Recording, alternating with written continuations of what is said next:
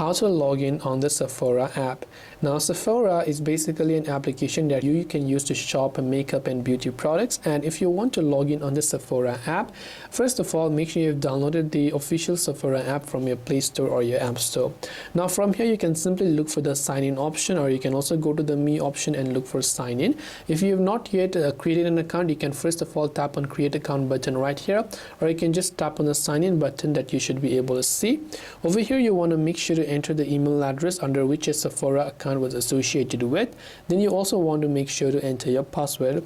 If you don't know what password you've typed in, you can tap on the eye icon right next to it to view the password you've typed in.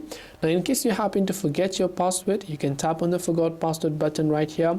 It will send a verification link to your email. Then when you tap on send email and then you tap on that link that was sent to your email right here, you will be asked to simply choose a new password without having to remember the old password right here. And then you can see I've received the email, after which I can just tap on this reset password button. Then I can choose a new password without remembering my old password and tap on reset and log into my account just like that.